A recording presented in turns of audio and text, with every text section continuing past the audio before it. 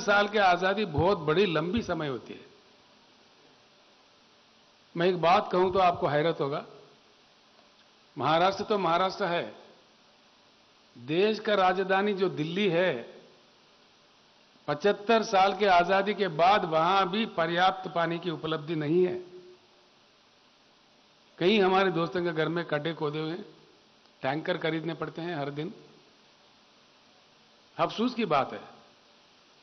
और दिल्ली एक ऐसी जगह है जो गंगा यमुना के बीच में डेल्टा में है, पानी की कमी नहीं है, देश की राजधानी है। पानी नहीं, बिजली भी पर्याप्त नहीं मिलता, बिजली की कटौती होती है दिल्ली में कई प्रांत में। ये क्या हो रहा है, क्या आखिरकार इसका कारण क्या है, वजह क्या है? मैं किसी एक पार्टी को या किसी व्यक्ति को आलोचना करना मेरा काम नहीं है। मैं परिस्थितियों का समझने का और समझाने का काम करता हूं। मैं साफ साफ आप लोगों को एक बात बताता हूं, बीआरएस एक मिशन है। भले ही राजनीतिक पार्टी है, राजनीति एक व्हीकल है, जो कि नीतियां बनना है, कानून बनना है तो असेंबली से, पार्लियामेंट से ही बनते हैं, वो हम जानते हैं। आंदोलन कर करके पूरी जनता थक गई है। किसानों को लेकर अगर बात करें तो यहां शरद जोशी बहुत ही महान किसान नेता, देश के जाने माने नेता, उन्होंने क्या कम लड़ी थी? कितने साल लड़ी थी? कितने बार जेल गए थे? उनके साथ शंकरन्ना धोंडगे जी, मानिक कदम जी और कई हजारों लाखों लोग कितने लड़ाइयां लड़े। आज भी प्याज के दाम के लिए नासिक से मुंबई तक लोग 50,000, 10-10 हजार महिलाएं, जिनके खून में, मायरों में से खून भी निकल रहा है, यात्रा करना पड़ता है। ये क्या हो रहा है? क्या तरीका है? लोकतंत्र का यही है? जो हमारे स्वतंत्र सेनानी थे, उनका यही इच्छा था, यही देखना चाह रहे थे, इसीलिए स्वतंत्र पाया हमने। ये बड़ी दुख की बात है। राजनीति तो बहुत चलता है, राजनीति आए तो कोई ना किसी को हारना है, किसी न किसी को जीतना है, लेकिन जनता की जीत के ओर हमको आज सोचने का घड़ी है। जनता की जीत किस प्रकार से हो सकता है? ये संभव बात है, असंभव नहीं है। होंगे बड़े बड़े नेता होंगे, कई हैं, हमने कहीं देखा है देश में भी, यहां पे भी जितने पार्टी है महाराष्ट्र में, जिनको एक पार्टी मुझे बताया जिनको सत्ता नहीं मिला, हर पार्टी को मिला, हर पार्टी के मुख्यमंत्री बने यहां पे, फिर किसी एक ने भी परिवर्तन क्यों नहीं लाया? यह सोचने की बात है। पार्टी ठीक है, पार्टी से हमको कोई एतराज नहीं है, लोकशाही में पार्टियां होना चाहिए, वो प्रजास्वाम्य के, लोकशाही के स्तंभ होते हैं। पार्टी की मौजूदगी बहुत जरूरी है, पार्टियों के बीच में टक्कर की भी बहुत जरूरी है। जो अच्छा क्वालिटी काम करता है उसको जनता मौका देगी। तो मैं आपसे फिर एक बार कहता हूं, ये बीआरएस भारत परिवर्तन का एक मिशन है। पूरी भारत को सुधारना है, सिर्फ महाराष्ट्र राज्य को नहीं। पूरी भारत जब तक परिवर्तन ना हो, हमारे समस्याओं का समाधान नहीं निकलेगा। एक सेंटेंस में कहना है तो परिवर्तित भारत ही आज के भारत के सर्व समस्याओं के समाधान है। 100%, इसमें कोई दोहराए नहीं। दुनिया में कई मिसाल देखने को मिलते हैं। ठीक है, हर समाज का किसी न किसी तरीके का शुरुआत होता है। किसी का आजादी से गिनते हैं, किसी का इनकलाब के बाद, रिवॉल्यूशन के बाद गिनते हैं, किसी का ट्रांसफॉर्मेशन होता है, तानाशाही से लोकशाही में बदलते हैं, वहां से फिर गिनती शुरू करते हैं। हमारे देश में हमारी व्यवस्था है कि हम आजादी के जब से देश का शुरुआत का गिनती करते हैं। तो होता यह है, हर देश में, सारे ग्लोब में अगर देखें हम लोग,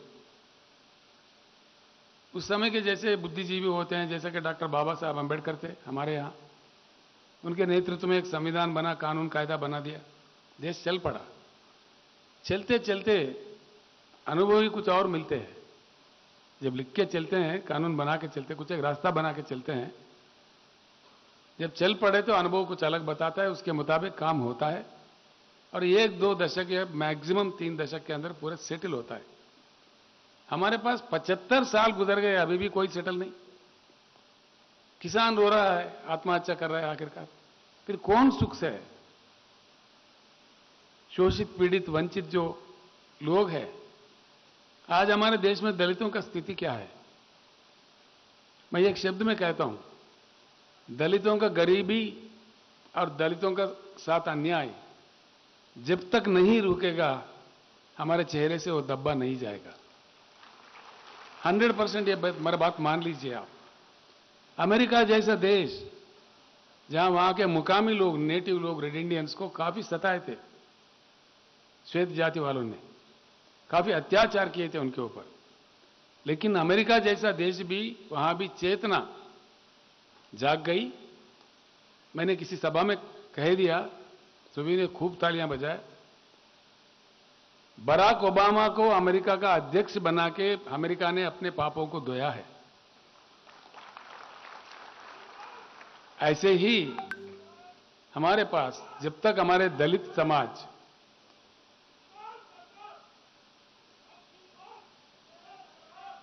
ठीक है, उनको जोश ज्यादा है, तो जब तक दलित शोषित रहेंगे, पीड़ित रहेंगे, वंचित रहेंगे, तब तक हम सुकून से नींद नहीं ले पाएंगे। ठीक है, हमारे घर में खाना है, भरपूर खा रहे हैं, लेकिन बगल के घर में अगर वो लोग उपवास है तो हमको क्या लगता है? ऐसी स्थिति हमारे दलित समाज का है। इसको किसी ना किसी तरह से इसको सुधारना चाहिए, इसका उद्धार होना चाहिए। ऐसे ही आदिवासी कब तक लड़ेंगे अपने हकों के लिए? वो लगातार लड़ रहे हैं आजादी के जब से आज तक। समस्या मिटता ही नहीं। बुद्धिजीवियों की कमी नहीं, ऑफिसरों की कमी नहीं, पार्टियों की कमी नहीं, हार जीत की कमी नहीं, फिर क्यों समाधान नहीं निकलता? ये बुनियादी बातें सोचने की बातें हैं। खास तौर पर यहां के बुद्धिजीवियों से, युवा से मैं हाथ जोड़ के सभी को प्रणाम करके विनम्र निवेदन करता हूं, वक्त आ गया है, अभी हमको जागरूक होने जरूरी है, बहुत जरूरी है। और जब तक ये देश नहीं बदलेगा, देश का विचारधारा नहीं बदलेगा, कुछ नहीं होने वाला है। सिर्फ चुनाव आएंगे, कोई पार्टी हारेंगे, कोई पार्टी जीतेंगे, बस यही ड्रामा चलता रहेगा। दो शब्द मैं बताता हूं आपको। एक, पानी, जिसकी कमी तो होनी ही नहीं चाहिए भारत में। देश को जितना पानी चाहिए उससे कई गुना डबल पानी की उपलब्धि है देश में। ये आंकड़े मेरे नहीं है, केंद्र सरकार के हैं। भारतवर्ष में हर साल 1,40,000 टीएमसी की बारिश होती है, जिसमें से सीधे ही बरसात होते समय ही फ्रिक्शन होकर के हवा से आधा पानी बाष्पीकरण होता है, यानी कि 70,000 करीब बाष्पीकरण हो जाता है। बाकी 70,000 पानी हमारे भूमिगत जाता है, कुछ भूमि जल, और बाकी 60-65,000 टीएमसी सीधे ही शुद्ध नदियों में शुद्ध पानी हमारे देश में बहता है। इसमें से आज तक भारत ने उपयोग किया सिर्फ 19-20,000 टीएमसी। बाकी 50,000 टीएमसी बह रहे समंदर में, या तो बंगाल के खाड़ी में या अरबिया समुद्र में। सभी देख रहे हैं, इतने सारे प्रधानमंत्री, इतने सारे मुख्यमंत्री, इतने सारे विधायक, आमदार, खासदार, क्या क्या नहीं, लेकिन कुछ होता है नहीं। इधर हमारे खेत भी सूखे हैं, हमारे गले भी सूखे हैं। क्या पाप किया देश ने?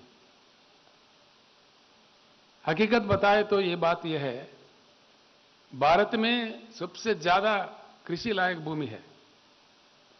अमेरिका हमसे बड़ा है, 2-2.5 गुना बड़ा है, लेकिन उनके पास सिर्फ 29% ही कृषि योग्य भूमि है। चाइना हमसे 1.5 गुना बड़ा है, उनके पास सिर्फ 16% ही कृषि योग्य भूमि है। भारत ही एक ही देश है पूरे दुनिया में जो भाग्यवान है, जिनके पास सीधे ही 50% भूमि कृषि योग्य है। भारत को अगर एकड़ में नापा जाए तो 83 करोड़ का एकड़ हमारा भूमि है, भारत का भूमि, जिसमें से सीधे ही 41 करोड़ एकड़ कृषि योग्य भूमि है। यानी कि मेरा कहना यह है, जितना बारिश होता है, जितना पानी की उपलब्धि है, उससे भारत के हर 1 एकड़ में भरपूर पानी दिया जा सकता है। हर एक एकड़ में, प्रति एक एकड़ में। उसके बाद एक 10,000 टीएमसी अगर आप पीने का पानी हर घर में नल फिट करके दे दो, जैसा तेलंगाना ने दिया है, हर घर में भी नल करके पूरे भारत में नल फिट करके दे दो, और उद्योग के लिए जितना चाहिए उतना दे दो, उसके बाद भी कम से कम 25-30 हजार टीएमसी की बचत है देश में। इतना संपत्ति देश का है, इतनी संपत्ति जो प्रकृति ने दिया है, जो भगवान ने दिया है, उससे देश क्यों वंचित है? ये क्या तमाशा है? पीने का पानी जो उपलब्ध है, जिसको अमेरिका से ना भीख मांगनी है, ना रशिया से मांगनी है, ना किसी अन्य से मांगनी है, हमारी अपनी संपत्ति है। यानी कि सीधे ही, मैं इसीलिए कह रहा था भारत का परिवर्तन का बात इसीलिए मैंने लिया कि देश का जो जल नीति है, राष्ट्रीय जल नीति, इसको पूरा का पूरा बंगाल के खाड़ी में फेंक देना चाहिए और नई नीति का रचना होना चाहिए। ये बहुत जरूरी है। इसीलिए भारत का परिवर्तन हम चाहते हैं। दूसरा एक मुद्दा है बिजली।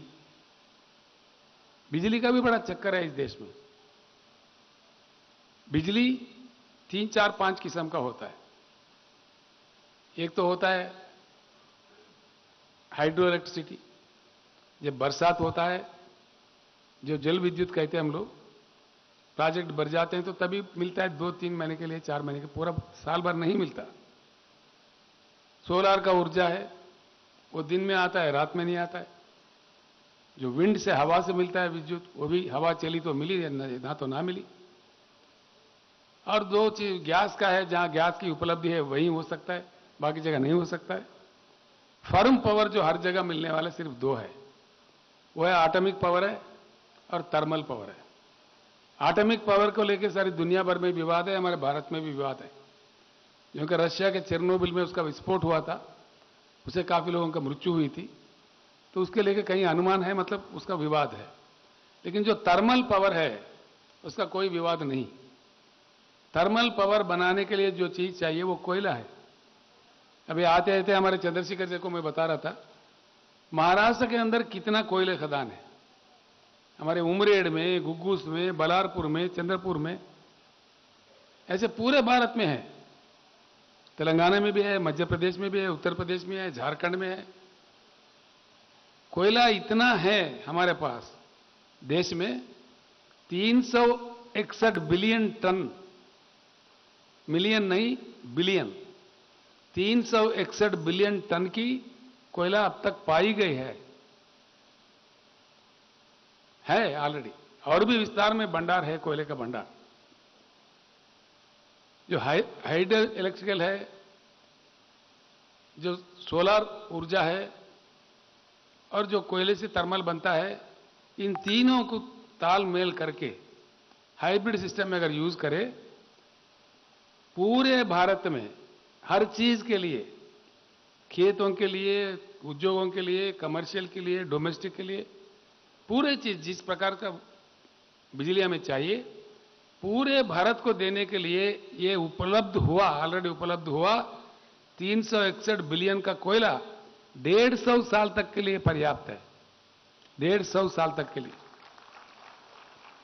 ये भी आंकड़े मेरे नहीं है, गवर्नमेंट ऑफ इंडिया के, कोल मंत्रालय के है, कोल इंडिया के है। अगर ये सच है तो क्यों बिजली की कमी है देश में? क्यों लोगों को रुलाया जा रहा है? क्यों सताया जा रहा है? किसान रात्रि बेरात्रि, आधी रात में किसानों को करंट दो, जैसे कि वो भिखारी है।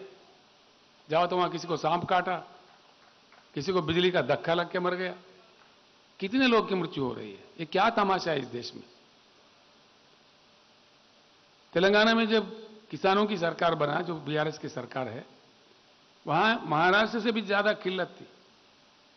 हमारे भी किसान, काफी लोग आत्महत्या कर रहे थे वहां पे। हमने एक शपथ लिया, भाई इसको रोका जाए, कुछ करो लेकिन रोको, किसानों को खड़ा करो। मैं रोते रोते भी उनको हाथ जोड़ के प्रणाम करके उनको अपील करता रहा कि मत मरो भैया, 1-2-3 साल मैं संभाल लूंगा आप लोगों को। ऐसा बोलना पड़ता था, मुझे भी गदगद होकर बोलना पड़ता था। आज तेलंगाना में किसानों को 24 घंटा पानी बिजली मिलता है फ्री में, एक पैसा भी नहीं। तेलंगाना में हमने 4-5 कदम उठाए तो किसान खड़े हो गए, खुश है। आत्महत्या 100% तो मैं नहीं कह सकता, लेकिन पूरा का पूरा थम गए, बंद ही हो गए। हमने पहला कदम यह उठाया कि भाई तलाटी को हटा दो। हटाना है, हटाना चाहिए। आवाज नहीं आ रही है। हटाना चाहिए। हमने कानून लाके असेंबली में पास करके बर्खास्त कर दिए। तलाटी चला गया। चले जाने के बाद क्या किया, हमने उनका नौकरी नहीं निकाला, हमने उनके पेट पे नहीं मारा, उनके दूसरे डिपार्टमेंट में भेज दिए, एडजस्ट कर दिए उनको। बाकी पूरे डिजिटलाइज कर दिए, कंप्यूटराइज कर दिए। 7-12 के लिए कहीं तहसील जाओ, इधर जाओ, किसी को आगे हाथ फैलाओ, ऐसा कोई जरूरत नहीं है। बटन दबाओ तो दिखेगा 7-12 क्या है, 7-12 दिखेगा, 70-12 भी दिखेगा। देश में नहीं, आप अमेरिका में हो, ऑस्ट्रेलिया में हो, रजिस्ट्रेशन भी 10 मिनट के अंदर होता है। ना कोई रिश्वत है, ना कोई मामला है। रजिस्ट्रेशन के साथ ही साथ 5 मिनट के अंदर पट्टा भी हो जाता है। वहीं के वहीं आपके पास 7-12 तो एक सादा कागज देते हैं। हमारे पास जैसा पासपोर्ट होता है उतना सुंदर सा पाकिस्तान का पासबुक है। किसी ने भेजा, किसी ने खरीदा, तो वहीं का वहीं बेचने वाले से काट देते हैं, मोहर लगा देते हैं। जिन्होंने खरीदा उनके पासबुक में चढ़ा देते हैं, मोहर लगा देते हैं, पट्टा करके भेज देते हैं। कोई घूमना फिरना कुछ नहीं। एक तलाटी व्यवस्था बर्खास्त करके सारे भूमि के रिकॉर्ड्स को डिजिटलाइज करने से इतना फायदा हुआ। किसान अब जाते नहीं तहसील में। दूसरा क्या किया, इनसे क्या हुआ, इससे फायदा इतने मिले ये करने से। आज हम फसल को एक बार 5-5 हजार के हिसाब से 1 एकड़ को 10,000 रुपए निवेश के लिए देते हैं टाइम सीजन पे, ताकि वो बीज खाद जो भी उनको चाहिए वो खरीद लेते हैं, सही टाइम पे पहुंचा देते हैं। किस प्रकार से, उनको कोई दफ्तर नहीं जाना पड़ता, कोई दरखास्त देना नहीं पड़ता, किसी चीज की जरूरत नहीं है। हमारे फाइनेंस सेक्रेटरी यहां हैदराबाद में डाल देता है बैंक में, तो सीधा उनके बैंक अकाउंट में जाता है और उनका सेल फोन बजने लगता है। ये बड़ा अजीब चीज हो रहा है वहां पे। किसानों का एक साथ जो कि एक दिन लाखों लोगों को जाता है, हर किसी का सेल फोन बजने लगता है। बोलते वो लोग के आ गया रैतु बंधु, आ गया रैतु बंधु, ऐसा बोलते।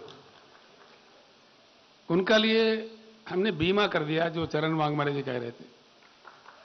पूरा भाई हम समझ गए, चरण वांगमारे का हवा बहुत है, बार बार तो वहां होता यह है, किसानों का किसी भी तरह से मृत्यु हो, सिर्फ एक्सीडेंट से नहीं, किसी भी तरह का मृत्यु हो, नेचुरल डेथ भी हो, ठीक है। इसीलिए बात कर रहे हैं हम लोग। तो अगर किसान को पूछते हैं, भाई आपके अगर कुछ मृत्यु होने में किसको भेजना चाहिए पैसे, नॉमिनेट हो जाता है। किसान का मृत्यु हो जाता है तो इमीडिएटली 8 दिन के अंदर ही उनके घर 5 लाख का चेक पहुंच जाता है। कहीं जाने की जरूरत नहीं, ना किसी दफ्तर जाओ, ना कोई दरखास्त दो, कुछ नहीं, ऑटोमेटिक आता है। ये इसलिए संभव हुआ कि पूरे राज्य को हमने हर 5,000 एकड़ को एक क्लस्टर में ला दिया और वहां एक अधिकारी का नियुक्ति किया। उन 5,000 एकड़ में जितने भी किसान हैं वो क्लब बन गया। उसमें से कृषि का मृत्यु होता है, इमीडिएट रिपोर्ट आता है, उसके हिसाब से चेक चला जाता है और किसान के पूरा उगाई हुई पूरी क्रॉप हम लोग खरीदते हैं, सरकारी खरीदता है। ये कहीं भी नहीं है पूरे हिंदुस्तान में, वो किसी प्रकार का भी हो, मक्का हो, धान हो, जो भी हो, सरकार खरीदता है। 7,000 के ऊपर खरीद केंद्र है और पैसे के लिए फिरना नहीं पड़ता है कहीं सेठ के पास, साहूकार के पास, किसी के पास नहीं। कोई भी किसान अपने भेज दिया खरीद केंद्र में तो सीधे ही पैसे उनके बैंक में चले जाता है, किसी के पास देना नहीं पड़ता। ये चीज हो गया। प्रकल्प से जो पानी देते हैं, पानी पट्टी नहीं है वहां पे, कोई 1 रुपया भी नहीं लेते। यानी कि बिजली भी फ्री में, पानी भी फ्री में, 24 घंटा बिजली है, जब चाहे मोटर लगाओ, रात में जाने की जरूरत नहीं। इन चीजों से आज हमारे किसान त्योहार मना रहे। जितने लोग पलायन थे पूरे के पूरे वापस आ गए। उल्टे में हुआ ये नतीजा इसका, पंजाब सबसे ज्यादा हरित क्रांति आया हुआ प्रदेश है देश में, सबसे पहले वहीं आई थी।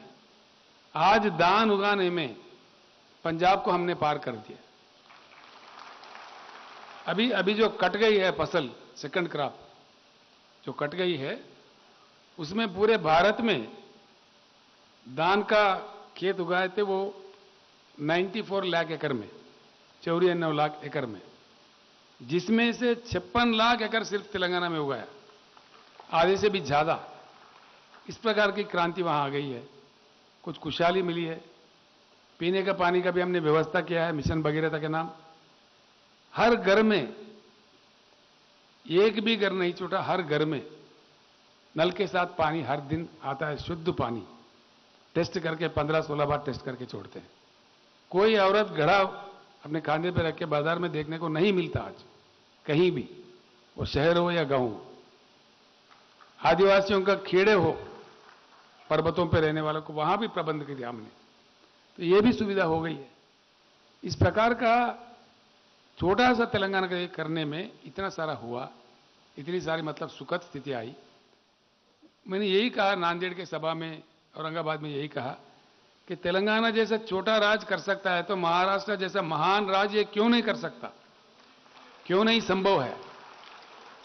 It is possible, quite possible. कुछ लोग कह रहे हैं, जो पंडित लोग हैं, बहुत बड़े पंडित हैं, भाई केसीआर जैसा किया वैसा करने लगे तो महाराष्ट्र सरकार का दिवाला निकलेगा। ये सरासर गलत है। दिवाला जरूर निकलेगा उन नेताओं का, दिवाली होगा किसानों का। किसान दिवाली मनाएंगे और ये खाने वाले नेताओं का दिवाला जरूर निकलेगा, इसमें कोई शक नहीं। ये बिल्कुल मैं सच कह रहा हूं। महाराष्ट्र में मेरे ख्याल से अच्छा अगर ढंग से काम किया जाता तो आज महाराष्ट्र का बजट जो करीब करीब 6 लाख करोड़ की है, वो 10 लाख करोड़ के ऊपर होना चाहिए था। इतनी संपत्ति है महाराष्ट्र में। आप लोग बाद में बात करना, चर्चा करना बुद्धिजीवियों से। केसीआर ने ऐसे कहा, भाई ये ठीक है कि झूठ है, बात कीजिए, जरूर चर्चा होना चाहिए इन बातों का। तो इसको लेके ये बीमारी, ये जो हो रहा है, ये सिर्फ महाराष्ट्र में नहीं, पूरे भारत में ये बीमारी लगी हुई है। इसलिए मैं कहता हूं, नीति बनने है तो पार्लियामेंट से बनता है, असेंबली से बनता है।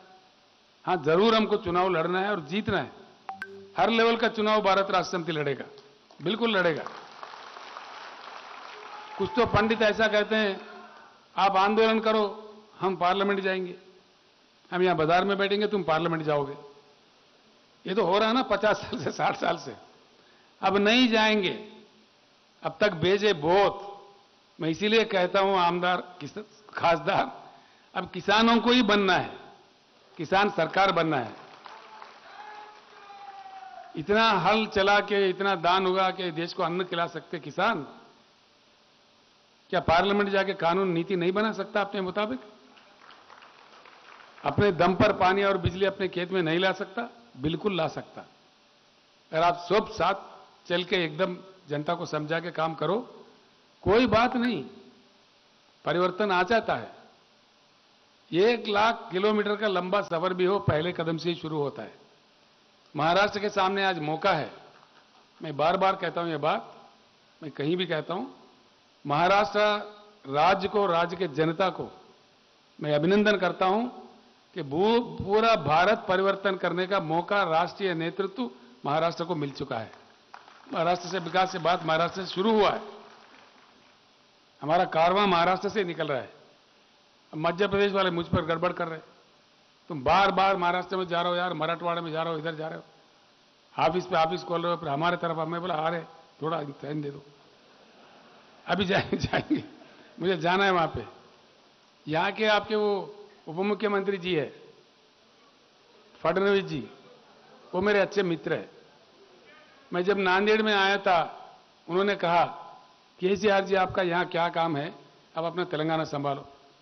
मैंने कहा भाई मैं भारत का नागरिक हूं, भारत देश में कहीं जा सकता हूं, इतना मैं प्रार्थना करूंगा, इतना ही कहा उनसे। तेलंगाना का जो किसान मॉडल है, अब महाराष्ट्र में उस समय सत्र चल रहा था असेंबली का, मैंने इतने कहा फडणवीस जी आप मेरे अच्छे मित्र हैं, ठीक है, उम्र में आप मेरे से छोटे भी हो, लेकिन सुझाव देता हूं कि तेलंगाना मॉडल जो है किसानों के लिए वो पूरा लागू कर दो इसी बजट सत्र में। मैं जब मेरा काम यहां खत्म हो जाएगा मैं मध्य प्रदेश जाऊंगा। ये बात सही है, यानी कि बात पक्की है कि जब तक तेलंगाना मॉडल का भरपूर अमल महाराष्ट्र में नहीं आएगा तब तक हम लड़ते रहेंगे, चाहे कुछ भी हो जाए।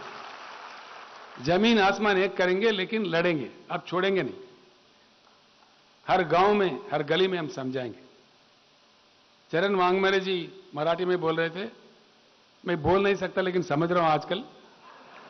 महाराष्ट्र में चलते चलते वो कह रहे थे कि भाई मुंबई में अनिल अंबानी है, फलाने सेठ है, वहां क्या कहोगे, किसान का नारा। तो उनका थाली का खाना कौन भेज रहे, उनके तरकारी कौन भेज रहे। देश अगर हमारे साथ नहीं आएंगे बेटा, तुम्हारा काम खाना बंद हो जाएगा, है ना। किसान के साथ देश को चलना ही पड़ेगा। अगर किसान समझे तो ऐसा मजबूर भी कर सकता है, लेकिन किसानों का मजबूरी को फायदा उठाते हुए, उनको दलालों का शिकार करते हुए खराब करना किसी भी प्रकार से देश के लिए उचित नहीं है, बिल्कुल ही नहीं है। कल ही मेरे पास कर्नाटक के नए चुने गए मुख्यमंत्री जी का फोन आया था। चंद्रशेखर राव जी, हमें एक 27 लाख टन की चावल की जरूरत है, आपके पास है तो रेट बता दो, हम खरीद लेते। कल ही, यानी कि देश में, मैं एक और अच्छी बात आपको कहना चाहूंगा। कुछ पंडित कहते हैं भाई धान की पैदावारी ज्यादा होगा, उत्पादन ज्यादा होगा तो रेट कम हो जाएगा। क्यों हो जाएगा भाई? आज भी हमारे आदिवासी, हमारे दलित भाई, हमारे पिछड़े वर्ग के लोग और अपर कास्ट के भी जो गरीब लोग हैं, सही न्यूट्रिशन खाना नहीं खा पा रहे, संतुलन वाला खाना उनको नहीं मिल रहा है। बिल्कुल ये गलत बात है। चाइना के मुकाबले में, अमेरिका के मुकाबले में, कुछ अन्य देशों के मुकाबले देखे, हमारा खाना उतना संतुलित नहीं है जिस प्रकार का होना चाहिए। माल न्यूट्रिशन की बहुत बड़ी प्रॉब्लम है देश में। पूरे लोगों को अगर अच्छा खिलाए तो हमारी पैदावारी बिल्कुल बस हो जाएगा। कुछ देश है गरीब तो उनको दे देंगे, उनके पास बेच देंगे। और दूसरा एक महत्वपूर्ण मैं बात आपको कहना चाहूंगा, पूरी भारत में 75 साल से ये बड़े दुख से कहना पड़ता है, कम मात्रा में हमारी बाहर जाता है, बहुत कम मात्रा में। पानी है, 41 करोड़ एकड़ का भूमि है, 140 जनता है, मेहनत करने वाले, सब कुछ है। भारत में सूरज अच्छा खिलता है जो फसल उगाने के लिए चाहिए। आज हम बेशर्मी से मैकडॉनल्ड का पिज्जा बर्गर खा रहे हैं। अब सोचिए क्या हालत है, जबकि उल्टा होना चाहिए। इतना भूमि, इतना पानी, इतने किसान, इतने लोग रखते हुए हर तहसील में कम से कम 2-4 इंडस्ट्री लगना चाहिए फूड प्रोसेसिंग के।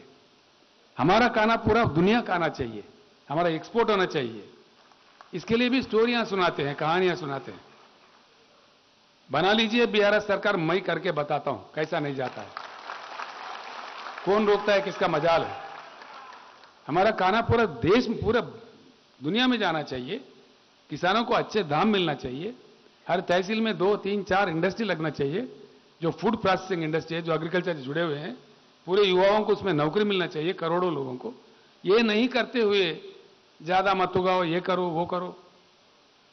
सबसे दुख वाली बात यह है, एनसीआरबी जो सरकार, केंद्र सरकार की संस्था है, वो खुद बता रहे हैं कि देश में लाखों किसान का ऑलरेडी आत्महत्या हो चुका है। 1-2 नहीं, 3 लाख के ऊपर किसान देश में आत्महत्या कर चुके हैं। फिर कोई बात नहीं, कोई एहसास ही नहीं, ना केंद्र सरकार को है, ना राज्यों की सरकार को है, ना इनको देश से मतलब है, ना प्रदेश से। हो क्या रहा है? फिर इनको कौन जगाएगा, कौन समझाएगा? वो तो बस लगे हुए हैं चुनाव जीतने। धर्म का नाम बोलो, इसका नाम बोलो, जातिवाद पैदा करो, लोगों में फूट डालो, बस चुनाव जीतो। अगर जीत किसके लिए? जनता के लिए, देश के लिए, कुछ अच्छा काम करने के लिए, सिर्फ जीतने के लिए? इसके बारे में बहुत अच्छा चर्चा होनी चाहिए। मैं आप सभी लोगों को निवेदन करूंगा, मैं जो भी कह रहा हूं, आपके गांव में जाके जरूर चर्चा करें, आपके दोस्तों में, आपके परिजनों में, आपके गांव के बड़े लोगों में। भाई केसीआर ने ऐसे कहा, ये सच है क्या है, इस पर हमको क्या करना है? बिल्कुल महाराष्ट्र में बहुत जोरों का चल रहा है बीआरएस का काम, मैं बहुत संतुष्ट हूं।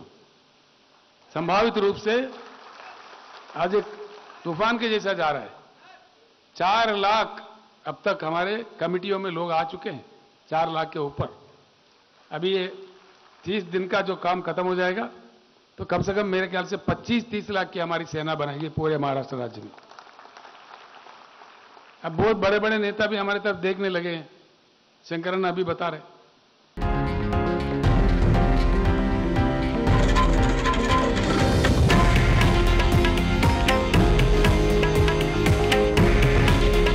हे आहे देशातील नंबर 1 न्यूज नेटवर्क आणि आपण पाहत आहात TV9 मराठी। काळजी तुमची, हित महाराष्ट्राचं।